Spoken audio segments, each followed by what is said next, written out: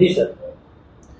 ગત તારીખ 20/6/2026 રોજ જહાંગીરપુરા પોલીસ સ્ટેશનમાં નવી સિવિલ હોસ્પિટલમાંથી એક એમએલસી આવી હતી, જેમાં એક વૃદ્ધ પેશન્ટનું નામ છે બાબુભાઈ નિરુદ્ધભાઈ સાવંત, ઉંમર 60 વર્ષ, કે જેઓને માથાના ભાગે અને ડાબા હાથે ઈજા થયેલ હોય અને સારવાર દરમિયાન તેમને મરણ જાહેર કરેલ હોય।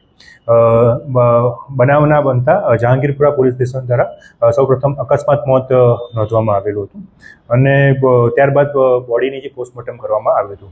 પોસ્ટમોર્ટમ રિપોર્ટમાં જાણવા મળેલ કે જે મરણ જનાર છે એને માથાના ભાગે ઈજા થયેલી હતી, જેના આધારે જહાંગીરપુરા પોલીસ સ્ટેશનમાં મર્ડરનો ગુનો દાખલ થયો હતો।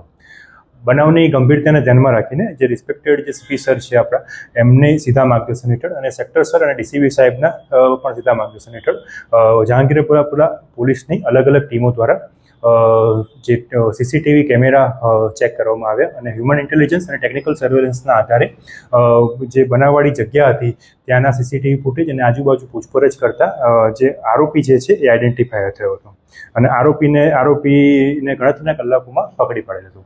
આરોપીનું નામ છે કિશોરભાઈ મોતીરામ પટેલ, જે એની ઉંમર 55 વર્ષ છે, કચરો વીણવાનું કામ કરે છે અને એ પણ જહાંગીરપુરા જે ઓલપાડ જે ફૂટપાથ પર છે ત્યાં રહે છે અને જહાંગીરપુરા પોલીસે આરોપીની ધરપકડ કરીને આગળની કાર્યવાહી કરેલ છે। આ બે વચ્ચે ઝઘડો જે પૈસાની લેતી દેતી હતી, 2000 રૂપિયાની લેવાના બાકી હતા જે આરોપી છે એને મરણ જનાર પાસે, એને આ પૈસાની માગણી કરતા બંને વચ્ચે તકરાર થયો હતો અને જેના આધારે અને લાકડાનો ફટકો માથામાં મારતા એનું મરણ થયેલું। આરોપી શું કામ કરે છે અને મરણ જનાર શું કામ કરે છે? આરોપી અને મરણ જનાર બંને કચરો વીણવાનું કામગીરી કરે છે, જહાંગીરપુરા જે એરિયા છે ત્યાં। ઓકે।